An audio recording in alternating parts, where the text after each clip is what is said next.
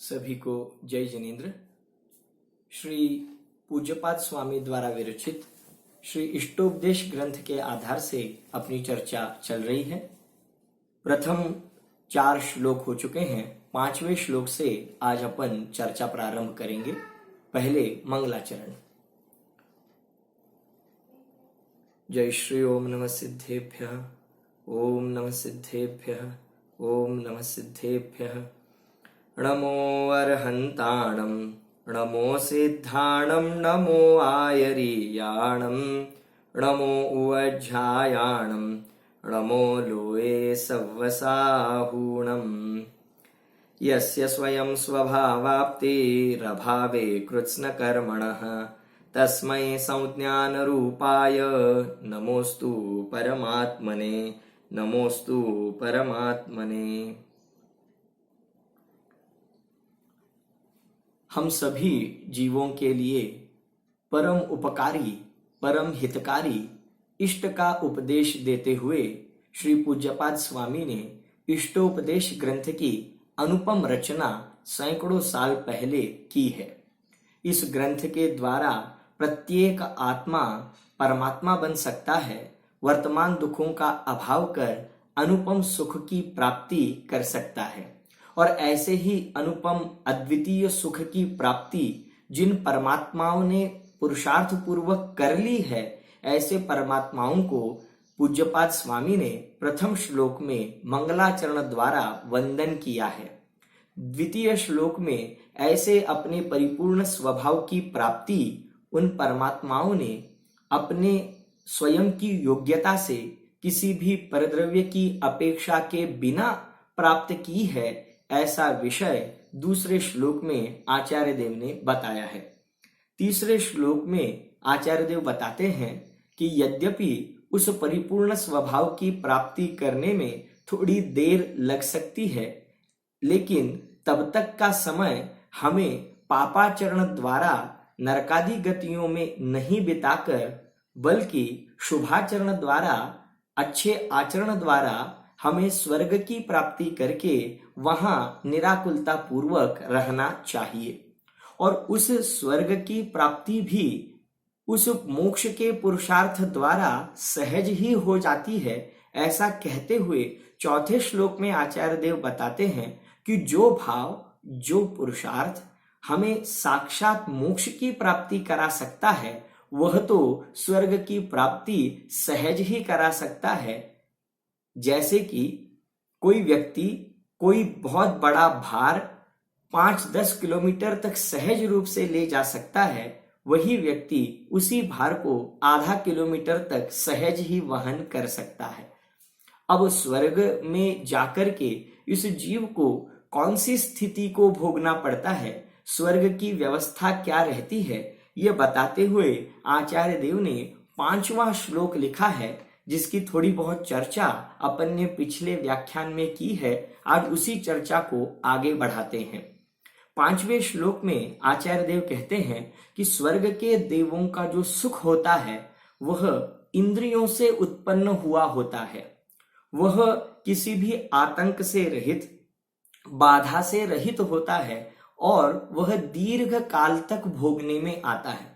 इतना ही नहीं, स्वर्ग के सुखों की हम क्या बात करें, क्या वर्णन करें, वह तो अवर्णनीय, यानी देवों का सुख देवों के जैसा ही होता है, ऐसा आचार्य देव 5वें श्लोक में बताते हैं।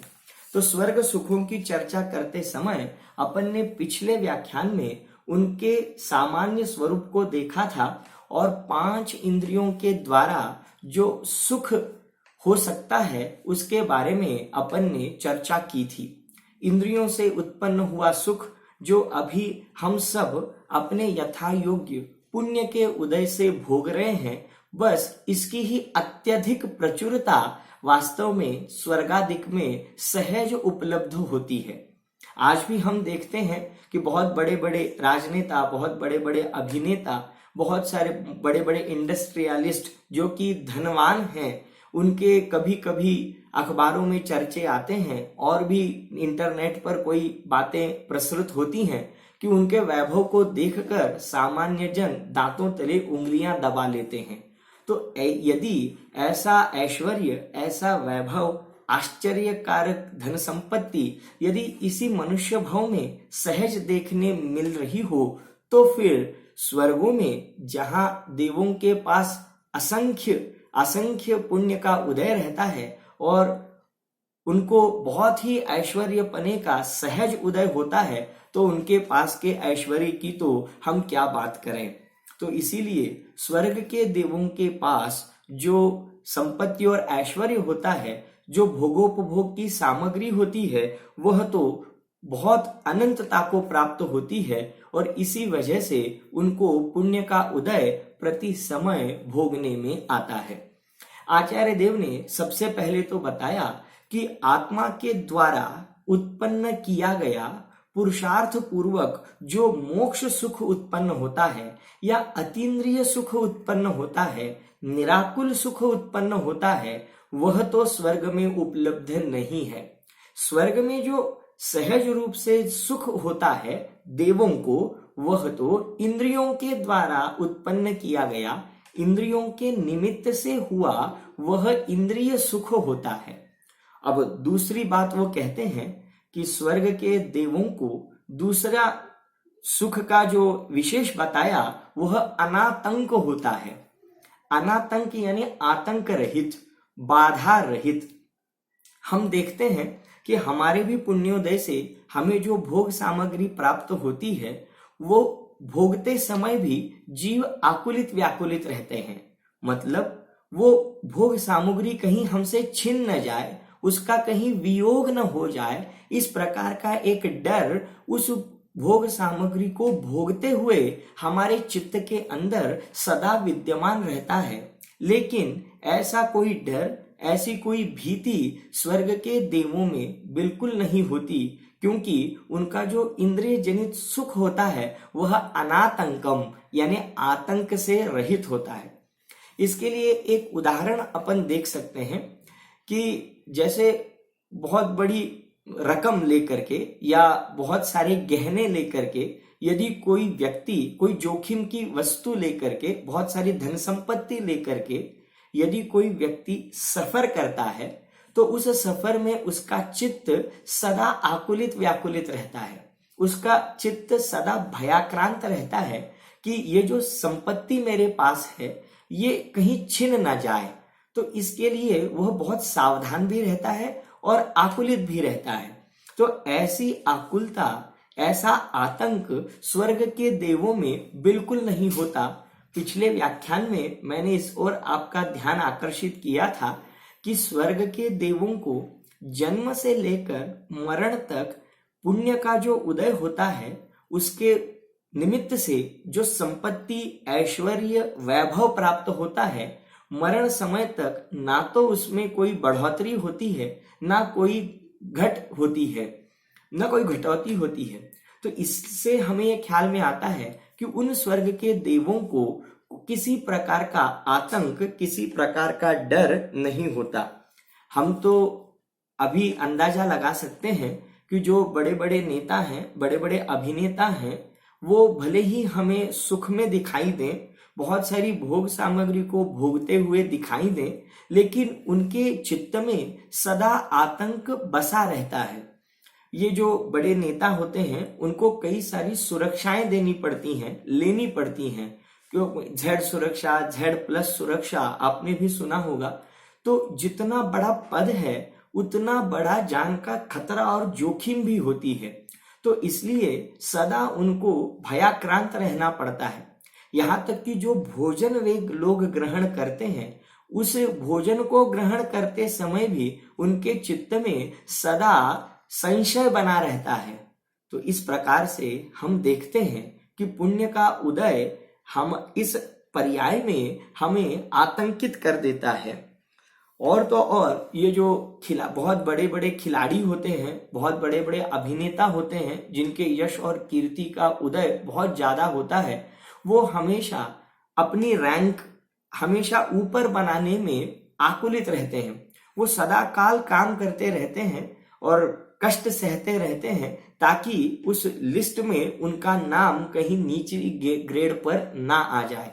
तो इससे ख्याल में आता है कि ये जो यश कीर्ति का सुख है, ये जो भोग सामग्री का सुख है, ये जीव के मन में आतंक उत्पन्न करता है, जबकि ऐसा आतंक स्वर्ग के देवों को बिल्कुल भी नहीं होता। इसलिए उनके सुख को अनातंकम इस विशेषण से आचार्य देव बताते हैं।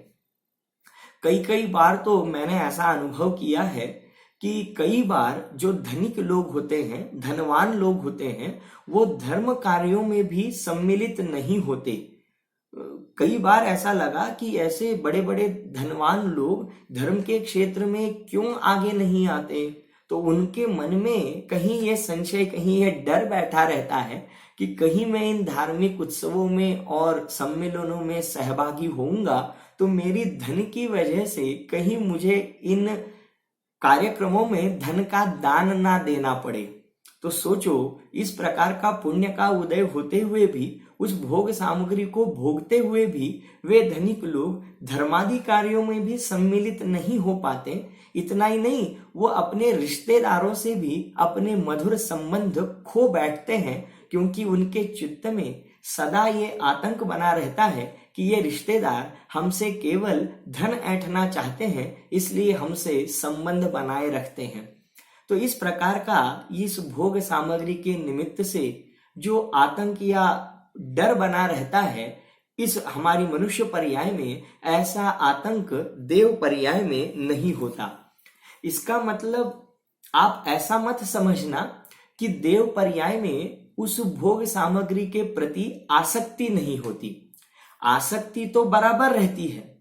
उस भोग सामग्री को भोगने की लिप्सा, अभिलाषा, आकुलता बराबर बनी रहती है। लेकिन वो भोग सामग्री मुझसे कोई छीन ले जाएगा, मुझसे ये भोग सामग्री कोई हटा लेगा, इस प्रकार का आतंक देव पर्याय में नहीं होता। तो ये भेद हमें यहाँ पर अच्छी तरह से समझ लेना चाहिए। अच्छा भोजन, सुस्वादु भोजन, मिष्टान्न भोजन किसे अच्छा नहीं लगता। लेकिन मैं इसको एक उदाहरण से आपको बताता हूं कि जो खाने के प्रति बहुत लिप्सा और गृद्धता रखने वाले जीव हैं, क्या कभी आपने विवाहादि समारोह में, शादी इत्यादि कार्यक्रमों में क्या ऐसे लोगों को भोजन के लिए दौड़ता हुआ देखा है? जैसे ही यहाँ पर शादी संपन्न होती है तो ऐसे लोग भीड़ इकट्ठा करके भोजनालय की तरफ दौड़ पड़ते हैं, और कई बार तो जगह न मिलने पर भोजन करने वाले व्यक्ति के पीछे जाकर खड़े रहते हैं, ताकि कब ये आदमी उठे और मुझे भोजन करने के लिए, बैठने के लिए जगह मिले। तो सोचना, समझना कि यहाँ भोजन ग्रहण करने की इतनी तीव्र लिप्सा है, आसक्ति है और आतंक भी है, कहीं मेरा नंबर आने तक भोजन खत्म ना हो जाए या कोई पदार्थ मुझे मिले बगैर छूट ना जाए। तो ये है आसक्ति।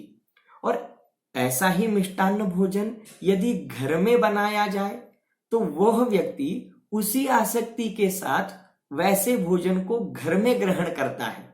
तो उस समारोह में भोजन करते समय की हुई आसक्ति और घर में भोजन करने में की गई आसक्ति समान है, लेकिन फर्क इतना है कि वहां वो भोजन कहीं छूट ना जाए, इस प्रकार का आतंक रहता है, और घर में सहज रूप से, आराम से उसी आसक्ति के साथ वह जीव भोजन को ग्रहण करता है। तो इस प्रकार हमने ये समझा कि देव गति में भोग सामग्री को भोगते समय वह सुख इंद्रिय जनित भी है, और वहां किसी प्रकार का डर या किसी प्रकार का आतंक ना होने से वे स्वर्ग के जीव, देवतागण सहज रूप से भोग भोगते रहते हैं, और उनको उस भोग सामग्री के नष्ट होने का कोई भी डर नहीं रहता। तीसरा विशेषण आचार्य देव ने बताया है कि स्वर्ग के देवों का सुख दीर्घ कालोपलालितम, यानी दीर्घ काल तक बना रहता है। सहज है, स्वर्ग के देवों की आयु सागरोपम रहती है, लाखों करोड़ों वर्षों तक उनका जीवन चलता है। वहां अपमृत्यु भी नहीं होती, अकाल मरण भी नहीं होता। तो सहज रूप से पुण्य का इतना तीव्र उदय रहता है कि जन्म से लेकर मरण तक उनको उस भोग सामग्री की कभी कोई कमी नहीं होती, इसलिए दीर्घ काल पर्यंत तक आयु लंबी है, भोग सामग्री अखंड है, इसलिए उनका वह इंद्रिय सुख दीर्घ काल तक सहज रूप से चलता रहता है। तो इस प्रकार आचार्य देव ने इस देव की गति में किस प्रकार से इन देवों का परिणमन होता है और भोग सामग्री का भोग होता है, इसका वर्णन आचार्य देव ने किया है।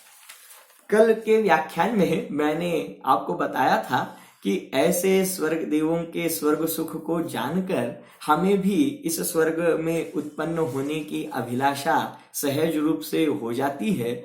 लेकिन मैं एक बात बता दूं कि ज्ञानी जीव को ये सुख सुहाते नहीं हैं। केवल जिनको अभी परमात्मा सुख की, अध्यात्म सुख की खबर नहीं है, ऐसे ही जीवों को ये स्वर्ग के भोग लुभाते हैं, सुहावने लगते हैं। लेकिन इस स्वर्ग गमन का कोई रास्ता है?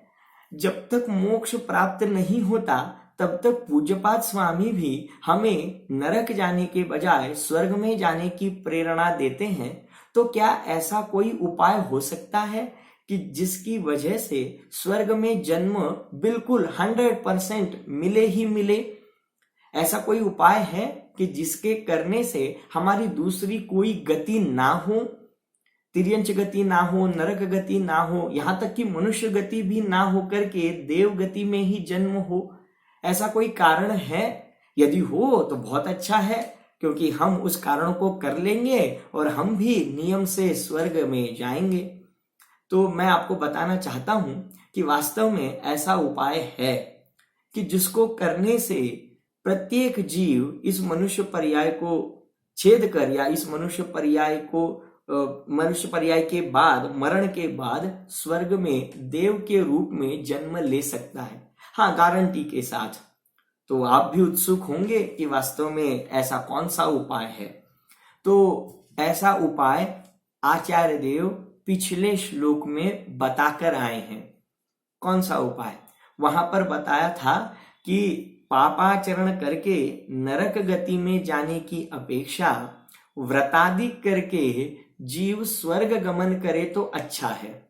तो इसलिए मैं आपको ये बताना चाहता हूं कि वास्तव में व्रत एक ऐसा साधन है कि जिसको करने से प्रत्येक जीव वास्तव में स्वर्ग गति को ही जाता है, देव ही बनता है। क्योंकि इस व्रत के परिणामों में इतनी ताकत है, इस व्रत के परिणाम में, संयम के परिणाम में इतनी ताकत है कि वह जीव को नियम से स्वर्ग ही ले जाता है। यहां तक शास्त्रों में आया है कि जिसको आगे की नरक गति का बंध हो गया है या फिर तिर्यंच गति का बंध हो गया है, ऐसा जीव व्रत ग्रहण का परिणाम नहीं कर सकता। उसके व्रत ग्रहण के परिणाम होते ही नहीं है। तो इसलिए जिसकी अभी आगे की पर्याय नहीं बंधी है, या फिर उसको देवायु का बंध हो गया है, ऐसा जीव ही व्रत ग्रहण करता है और उस व्रत ग्रहण करने की विशुद्धता को लेकर के मरण कर वह वास्तव में स्वर्ग गमन करता है। तो व्रतों में अपनी चित्तवृत्तियों को संयमित करने में वास्तव में इतनी ताकत है। तो इसलिए इसमें प्रथमान योग का भी हमें पुष्टिकारक अनेक उदाहरण मिल जाते हैं कि जीव ने सिर्फ पूरे मांसाहार को ना छोड़ते हुए सिर्फ कौवे का मांस छोड़ा और ऐसा जीव भी स्वर्ग गमन को प्राप्त हो गया। कोई तिर्यंच जीव भी यदि रात्रि में भोजन का त्याग करता है और वह रात्रि में पानी नहीं पीता, जल ग्रहण नहीं करता, तो ऐसा जीव भी मरण करके देवायु को प्राप्त कर लेता है। तो इससे हमें समझ में आता है कि हमारा संकल्प कितना ही छोटा क्यों नहीं हो, लेकिन यदि हम उसे आजीवन प्रामाणिक रीति से, सच्ची ईमानदारी से यदि निभाते हैं, तो हमें इतने पुण्य का सहज ही बंध हो जाता है कि वास्तव में स्वर्ग गमन तो सहज रूप से हो ही जाता है। इसमें एक शंका हो सकती है कि व्रत ग्रहण करने पर भी कई बार दुर्गति होते हुए देखी जाती है। तो इसमें आप ये समझना कि व्रत ग्रहण करने से, व्रत का संकल्प करने से स्वर्ग गमन नहीं होता, बल्कि सच्चे देव शास्त्र गुरु के समक्ष व्रत का संकल्प लेकर उसको निर्दोष रूप से पालन करने पर ही स्वर्ग गमन होता है। हम पढ़ते भी हैं कि मुनिव्रत धार अनंत बार ग्रीवक उपजायो। ये मुनिव्रत धारण करके अज्ञानी जीव, मिथ्या दृष्टि जीव भी 28 मूल गुणों का निरतिचार पालन करके सहज रूप से ग्रैवेयक तक जा सकता है और जाता है। हाँ, यदि उन मूल गुणों को पालन करने में वह प्रमाद करे, कोई बेईमानी करे, तो फिर उसकी दुर्गति निश्चित है। तो इससे हमें समझ में आता है कि सच्ची भावना पूर्वक अज्ञानी जीव भी, मिथ्या दृष्टि जीव भी यदि कोई संकल्प का आजीवन प्रामाणिक रीति से निर्वहन करता है, तो भले ही वह हीन जाति का देव होगा। यदि हीन संकल्प होगा, कोई छोटा संकल्प होगा, अज्ञानी अवस्था में किया गया होगा, अज्ञान में किया गया बाल तप भी स्वर्ग गमन के लिए कारण होता है। तो इससे यह समझ में आता है कि अज्ञान दशा में किया हुआ अल्प व्रत ग्रहण और व्रत पूर्ति का भाव हीन देवायु के बंध का कारण होता है। और अधिक पुरुषार्थ पूर्वक ज्ञानी होकर के यदि हम कोई व्रत पालना करते हैं, तो नियम से वह उत्कृष्टाति उत्कृष्ट सर्वार्थ सिद्धि जैसे ऐसे स्वर्ग गमन का वह कारण बनता है। तो इससे एक बात आज हमें ख्याल में आई है कि व्रत ग्रहण करने में वास्तव में ऐसी अद्भुत ताकत होती है कि जिससे जीव को नियम से स्वर्ग गमन होता है। लेकिन एक बात सावधान होकर सुनना कि जो जीव स्वर्ग गमन करने के हेतु से व्रत ग्रहण करता है, तो उसको नियम से दुर्गति होती है। क्यों? क्योंकि इसमें भी आपके परिणाम खोटे हैं। उस स्वर्ग गति में जो इंद्रिय सुख मिलने वाला है, उसके लोभ में आकर के आप उस व्रत को ग्रहण कर रहे हैं, इसलिए वह भाव भी खोटा भाव है। और मैं स्वर्ग जाऊं इसलिए मैं आज व्रत ग्रहण करता हूं, ये बात बिल्कुल भी पाप परिणाम से युक्त होने से ऐसे जीवों को भी स्वर्ग गमन नहीं हो सकता। ये तो बात ऐसी हुई कि कल मुझे बहुत मिष्टान्न भोजन करना है, इसलिए आज मैं उपवास रख लेता हूं। तो ये बहुत खोटा परिणाम है, ये तो पाप परिणाम है।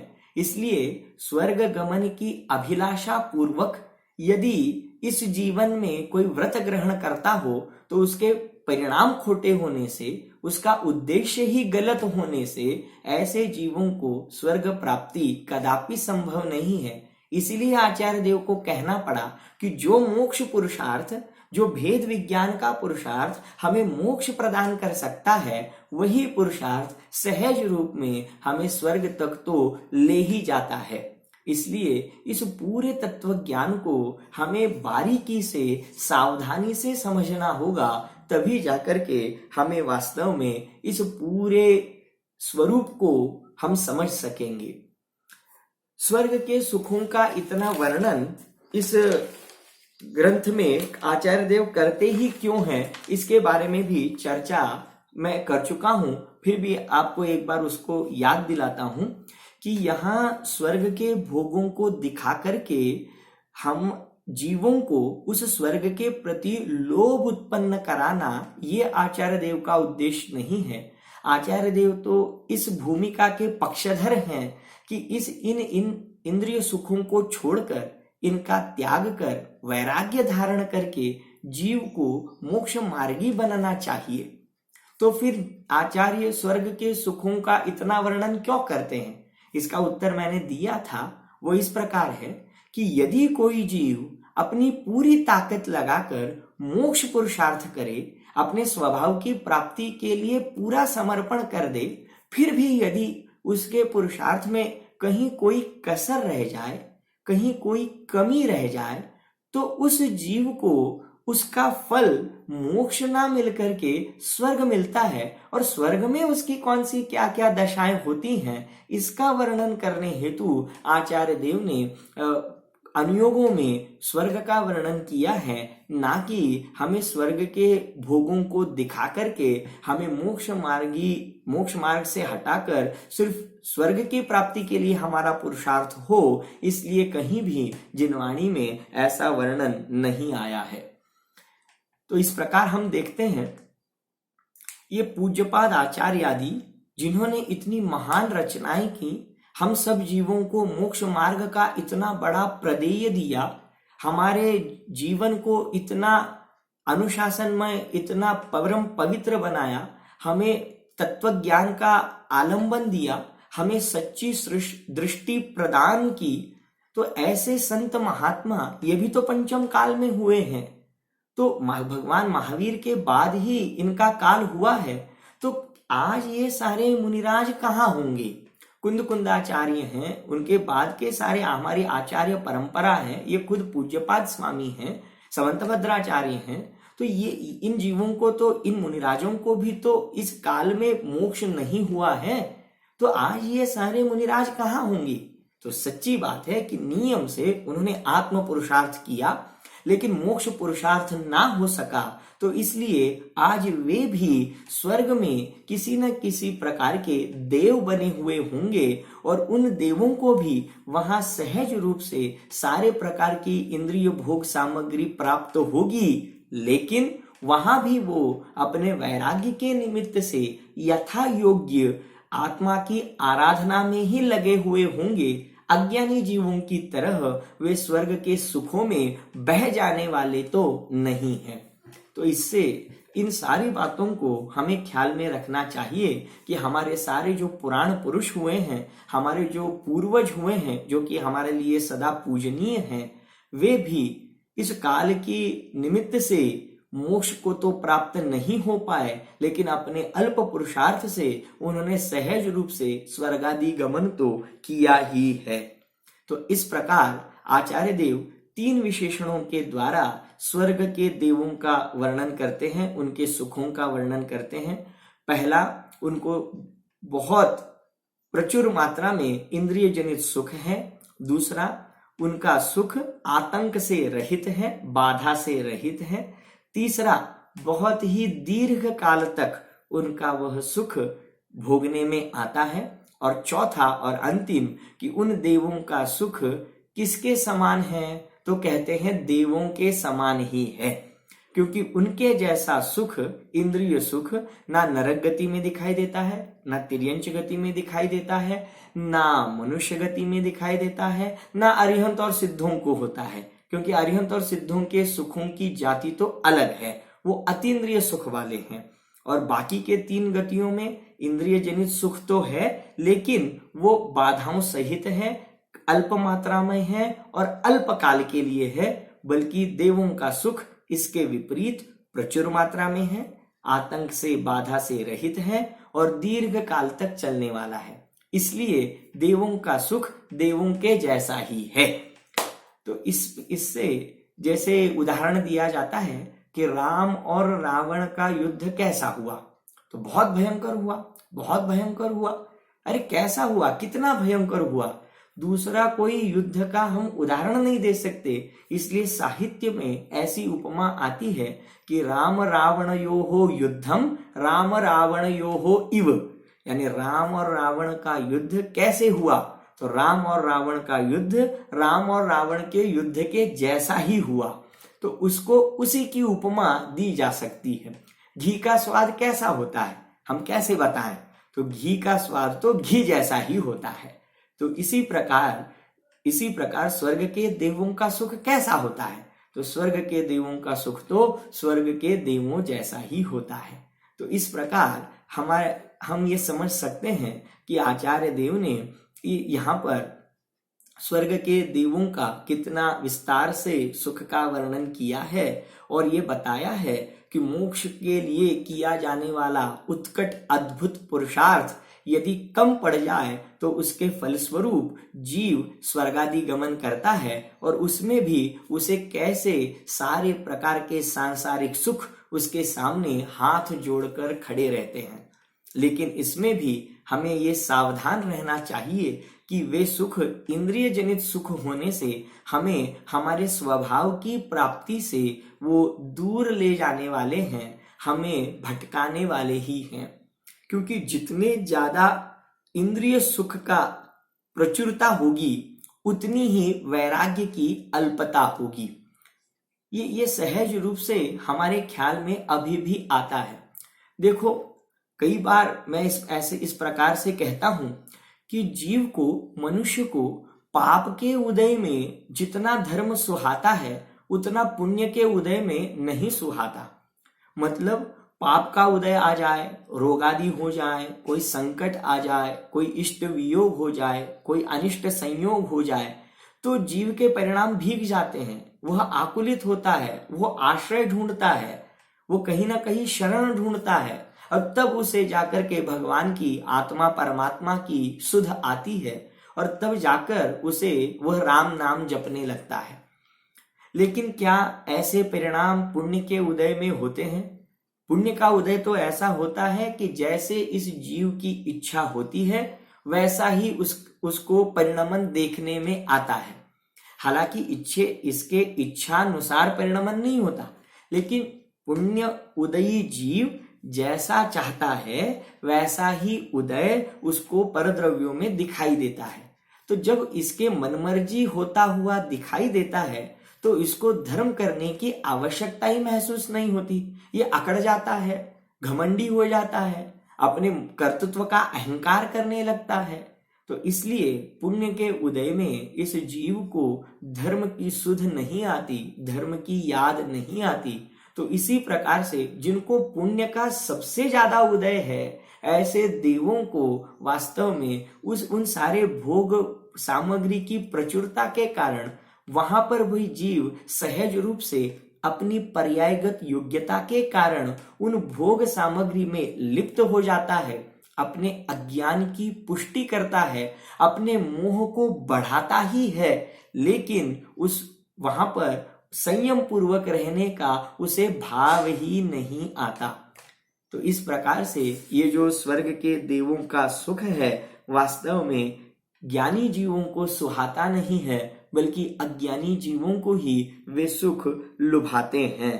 इसलिए वहां पर अनेक भोग सामग्री होते हुए भी जीव अकेला ही है, जीव अपने एकत्व में ही रहने वाला है, लेकिन अज्ञान भाव से उसको इस बात की खबर नहीं रहती और वह उस स्वर्ग के सुखों में लिप्त हो जाता है, तन्मय हो जाता है, अपने स्वरूप को भूल जाता है और वहां के ऐश्वर्य में वो सहज रूप में घुल मिल जाता है।